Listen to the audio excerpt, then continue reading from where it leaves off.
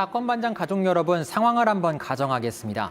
만일 여러분이 검찰로부터 압수수색을 당했습니다. 언제 조사를 받을지, 조사를 받다가 갑자기 구속될지 눈앞이 캄캄합니다. 그런데 선임된 변호인이 이렇게 말합니다. 담당 검사를 잘한다. 검사장님을 모신 적이 있다. 선물 하나 주고 가시라고 하겠다. 전직 검사 출신 변호인 로비를 제안합니다. 여러분이라면 어떻게 하시겠습니까? 영화 대사 같지만 실제 사건입니다.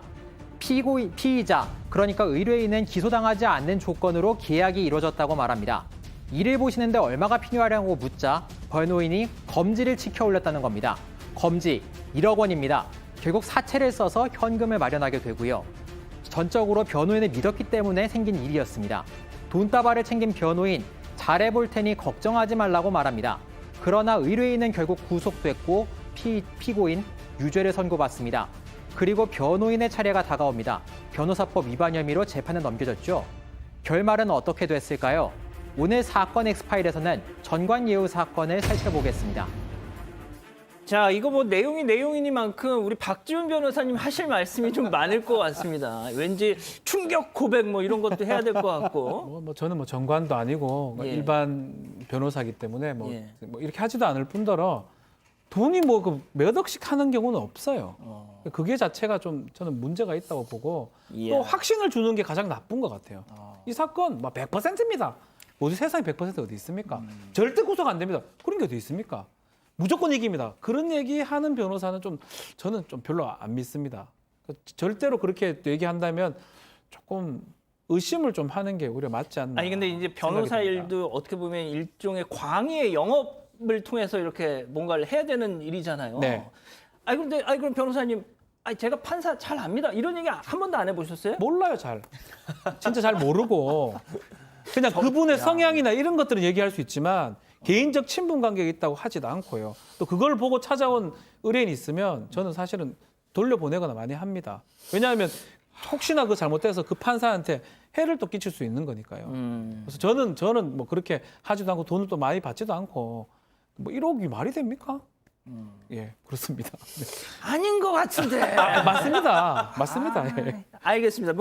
뭐 저렇게까지 얘기하시는데 믿어야죠. 저는 근데 이거 농담이고요. 박지훈 변호사님 제가 이 카메라가 꺼지고 나서의 이제 모습을 보잖아요. 괜찮은 사람입니다. 예. 감사합니다. 네, 알겠습니다. 자, 그럼 오늘 사건 속으로 한번 달려가 보죠. 자, 왜 변호사를 선임하게 됐는지부터 좀 얘기해 볼까요? 그러니까 병원을 운영하는 부부였습니다. 의뢰인이요. 피의자가 됐는데 경찰, 검찰로부터 모두 조사를 받습니다. 내사와 수사를 겹쳐받으면서 압수수색도 당하게 돼요. 그 시점이 2017년 초였는데요. 사무장 병원을 운영해서 의료법을 위반한 것 아니냐 이런 혐의로 입건이 됐습니다. 압수수색을 당했는데 이때쯤에 변호인을 선임하게 됩니다. 이제 검사 출신 변호인을 선임하게 돼요. 이 변호인이 2013년 퇴직해서 퇴직한 지 한 몇 년 정도 지난 변호인 활동을 3, 4년 정도 했던 변호사인데 이 변호인이 의뢰인에게 이렇게 말합니다. 이 사건 담당 검사 제가 압니다. 담당 검사는 이 검사가 15로 있을 때 그때 자신이 맡았던 사람입니다. 그래서 잘 압니다. 이렇게 말을 하고 돈이 없다면서 의뢰인이 얘기했더니 대출을 해서라도 스탠바이 해놓으시죠. 이렇게 말을 했다고 합니다. 전화로 얘기를 했고 큰 거 한 장 준비하세요. 뭐 이런 그렇습니다. 거. 검찰 첫 조사를 의뢰인이 받거든요. 조사를 받으니까 전화를 합니다. 그래서 지금 그때 말씀드렸던 부분들 책상에 다 올려놓고 시작하시죠. 이렇게 의미심장한 말을 해요. 그래서 다음날 만나자고 하고 얼마가 필요하냐고 의뢰인이 물어보니까 검지를 치켜 올려요. 만나서. 검지 하나를 이렇게 올린 게 1억 원이에요. 그래서 일단 5천만 원을 달라고 해서 현금으로 받습니다. 현금을 그래서 1억 원인데 5천만 원을 나눠서 받고 그 다음에 5천만 원 다시 받자 이렇게 정하고 일단 현금을 챙겨서 갑니다. 마지막에도 걱정하지 말라고 말하면서 떠납니다. 그러니까 중지를 올리면 욕이 되는 거잖아요. 그죠? 그렇지만 검지를 올렸습니다.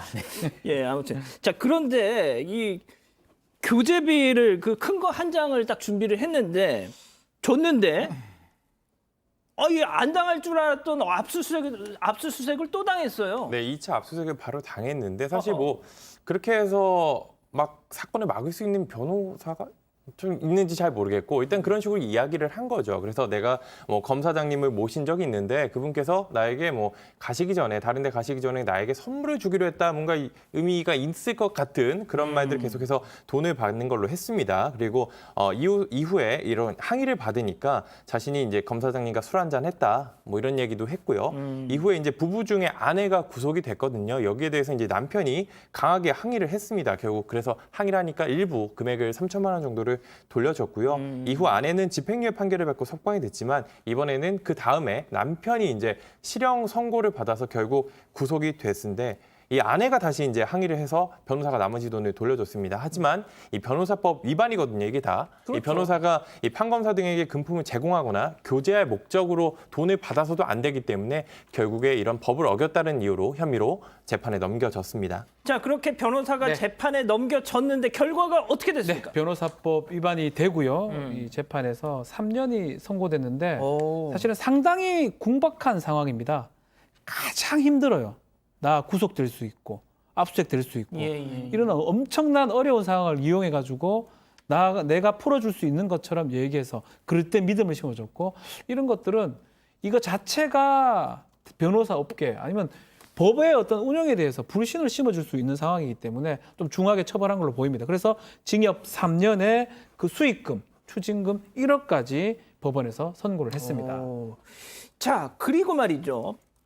이번엔 판사가 재판에 도움을 주겠다라고 돈을 챙기는 사건도 있었다고요? 그렇습니다. 의뢰인이 재판에 지금 넘겨진 사건에 대해서 주심 판사가 자신과 아는 사람이다. 그러니까 내가 전화를 해서 도움을 줄 수 있다. 이렇게 답변하면서 돈을 받은 사건이었습니다.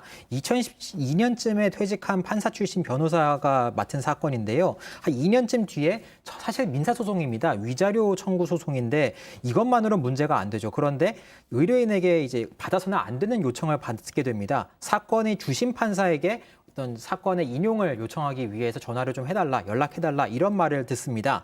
변호사와 같이 일했던 판사입니다. 그랬는데 사건에 그냥 맞습니다. 500만 원을 주면서 전화 한 통해서 잘 되게 해주십시오라고 말을 건넸는데 곧바로 돈을 받아서 주머니에 집어넣습니다. 그리고 제가 전화 한 통 해서 되겠어요? 하면서 전화는 해볼게요.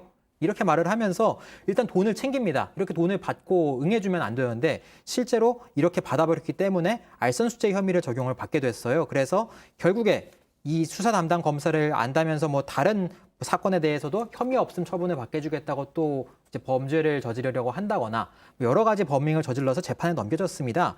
결국에는 징역 1년에 추징금 500만 원이 선고됐어요. 물론 이 사건도 여러 가지로 전부 범행 사실이 인정은 됐고 판사 출신인 인맥과 영향력을 이용했다고 됐고 또 국민의 신뢰를 훼손했다고 판단했습니다. 하지만 대부분의 범행이 요구에 그쳤다. 그렇기 때문에 실제로는 이루어지지 않은 것 같다라고 재판부가 판단해서 이렇게 판결했습니다. 자, 어떤 법조인은 말이죠. 이 판검사가 전관 변호사를 봐주는 건 나중에 자신이 전관이 됐을 때의 그 예우를 기대하기 때문이다. 따라서 전관 예우는 과거 자신이 저지른 부패 행위에 대해 현재 뇌물의 형태로 보상을 받는 것이다.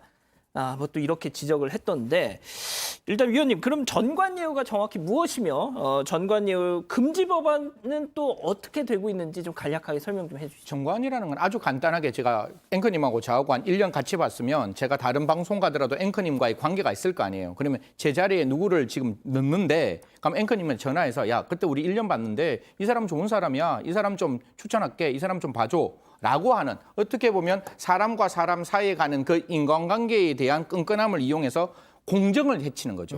원래 재판이라는 거는 그 증거와 그 내용에 따라서 정의롭게 해결돼야 되는데 그게 아니라 아까 말씀드렸다시피 뭔가 속일 수 있는 부분, 뭔가 감출 수 있는 부분을 그냥 그 정관이라는 이유로 감추는 거고 두 번째는 이제 정관 금지법이 어떻게 만들어졌는가 하면 그 법관, 검사, 그 밖에 공무원이 그 직에 딱 퇴직하면 변호사가 될 때 퇴직 전 1년 동안은 그 지역에서 있던 사건은 못 맡는다. 쉽게 말하면 제가 서울 남부지검에 있었으면 1년 동안 남부지검 사건은 못 맡는 것이고 서울 중앙에 있으면 중앙관할 사건은 못 맡는 건데 이렇게 가면 정관 이거 막을 수 없습니다. 이거는 좀 더 세밀하게 가야 되고 지금은 법들이 훨씬 더 촘촘해져 가지고 사실 저희들이 퇴직했는 판사나 검사와 만나들 때 다 신고를 하도록 그렇게 만들어 놓았고 또한 같은 동창이면 기피 신청하도록 그렇게 만들어져 있는 부분들이 많아요. 그래서 원칙적으로 그런 어떤 정관이 조금 더 촘촘해졌으면 좋겠다라는 말씀드리겠습니다. 자, 이 기자, 그 법조 기자다 보니까 판검사들 또 변호사들 많이 만날 텐데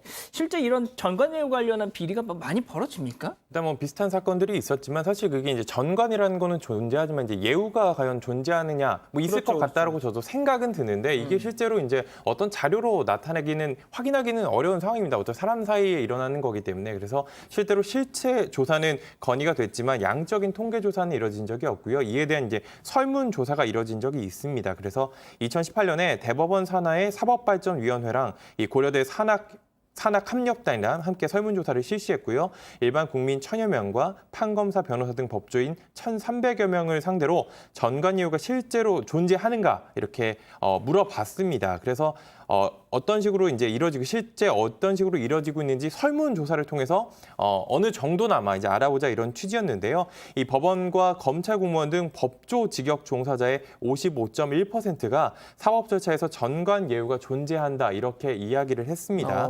그리고 일반 국민은 41.9% 정도가 전관 예우가 존재하는 것 같다 이렇게 답을 했고요. 실제로 이제 법조 실무를 경험한 직군일수록 이런 게 존재한다라고 말을 하는 경우가 많았습니다. 아무래도 이제 주변에서 그런 비슷한 경우, 의심되는 경우를 많이 보거나 했겠죠. 그리고 이제 법조 직역 종사자 내에서도 이 판사와 다른 법조인들의 의견이 엇갈렸는데요. 판사를 제외한 검사, 변호사 등은 존재한다는 의견이 존재하지 않는다는 의견보다 많았고요. 반면 판사들은 전관예우가 존재하지 않는다는 의견이 54.2%나 됐습니다. 자, 변호사님 짧게 네. 말이죠. 변호사님 본인은 안 하신다고 해도 못해요. 뭐 저는 네, 안 능력이 하시고 안 뭐 되기 그렇다 때문에. 쳐도 실제 이 서초동 분위기 어땠습니까? 그러니까 사실은 이제 그 선을 넘어가지는 않는 것 같아요. 이 하한이 있고 상한이 있으면 그러니까 그 어떤 뭐 연결성이 있는 그런 소위 말하는 전관이라는 사람이 변호 업무를 하게 되면 최대한 좋은 결과가 나올 가능성은 있다라고 생각을 합니다. 그래서 그것을 보고 인맥을 찾아가지고 변호사를 선임하는 경우도 있지만 제가 꼭 말씀드리고 싶은 거는 그 선을 넘어가서 이렇게 판결이 선고되는 경우는 극히 드물다. 그렇게 됐어도 안 되고 그렇게 변호사에 따라서 결과가 완전히 달라진다라는 거는 그 자체는 좀 잘못된 것이다. 또 그걸 믿고 엄청난 돈을 지불하는 것은 사실은 잘못된 것이다라고 말씀을 좀 드리고 싶습니다. 예. 그러니까 어떤 분들이 그러시더라고요. 우리나라 한국 그 사회가 그렇게 후진적이지 않다라고 말이죠. 알겠습니다. 오늘 이 정도로 마무리하고요.